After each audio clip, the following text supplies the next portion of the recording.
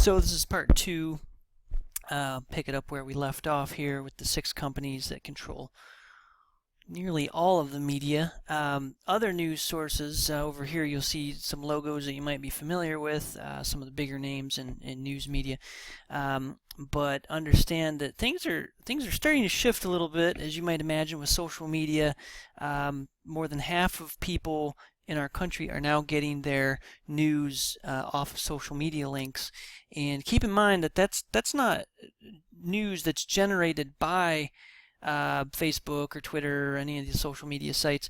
That those are only links. That's like a conduit, and somebody like myself who's skimming through a social media feed or a Twitter feed or whatever. I see something that might interest me, and then I click the link, and then where does it take you? It takes you to typically one of these very large entities. The good news with that is you're starting to see a little bit more of that independent news and the independent news sources, bloggers and video bloggers and that type of thing, underground news sources start to emerge and become a little bit more viable in the marketplace. Because with social media, obviously anybody can post anything, and things spread pretty quickly usually. So, especially if it's a good message. With that, though, unfortunately, you get more skewed and less objective news information. So the information that you want to click on your social media site and go read a little bit more about whatever it is, that becomes the news source becomes less objective because the people who are creating that content see that, oh, well, if 100,000 people like stories about ice cream and only 2 people like story about, the president, then what are they going to write more about? They're not going to write more about the president. They're going to write more about stories about ice cream because obviously people are going to click on their link, and that's going to create advertising revenue for them. So things become kind of catered to the mass, to the crowd, and that's not necessarily a bad thing, but it can be a bad thing because people, studies show that people who lean politically one way or the other, they're only going to go to those news sources that lean the same way that they do. They're never going to go over to, like, a Democrat who's like hardcore liberal Democrat will never go to a hardcore conservative Republican news site because it doesn't match with their philosophy and outlook on life. So why would I waste, if I'm one of those people, why am I going to waste my time on this other news source that's telling me that I'm wrong? So in that sense, we see this whole kind of weird, right now in the past few years even, I mean, it hasn't even been more than 5 years as this happened. So in the past few years, we start to see more and more people just kind of become ingrained in their own beliefs, and social media is pushing that further out.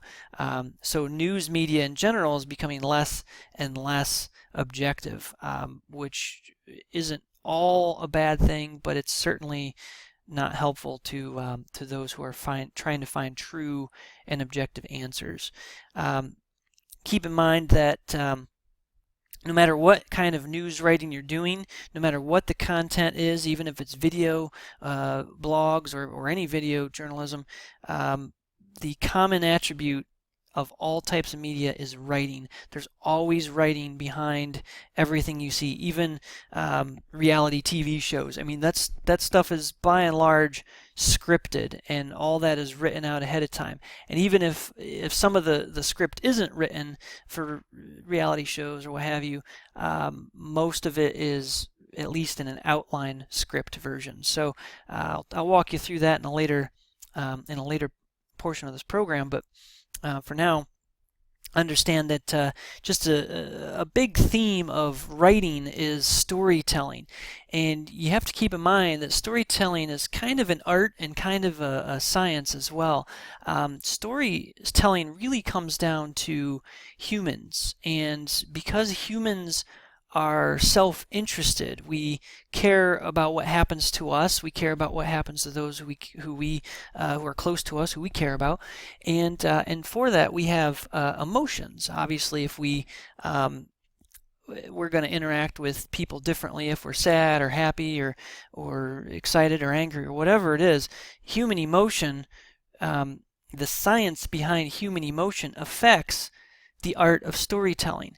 And if, for example, I give you some facts and figures, if I'm sitting in science class, for example, and I remember my teacher in Bellevue High School chemistry, he would use these very interesting stories for chemistry, stories that had almost nothing to do with chemistry, but then he came back around and tied it directly to chemistry, and we would all be listening to these stories and be like, oh man, this is the most interesting story I've ever heard, and we couldn't wait for that class because he was a very interesting storyteller.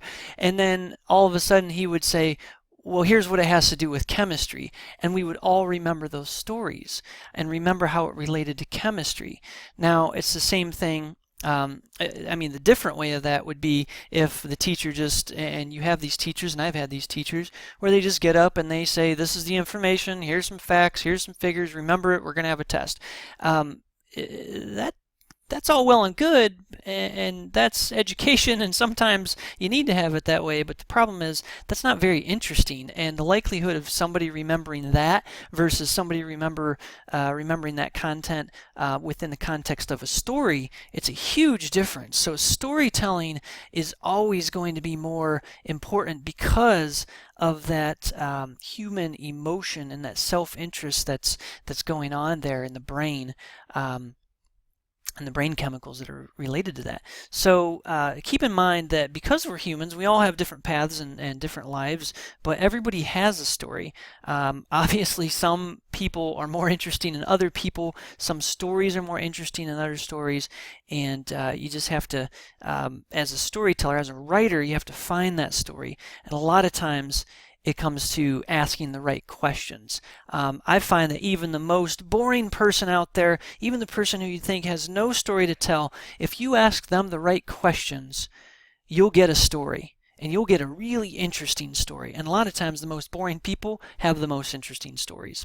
And maybe not about them specifically, but maybe they have somebody in their life who's really interesting and that they look up to or that they connect with in that way. So just keep in mind that all of this, the news in our country and our society has come a long way, but it's rooted in a very basic human foundation, which is that emotion. From the beginning of news and printed news media, it's always revolved around the human emotion and the human story. So keep that in mind.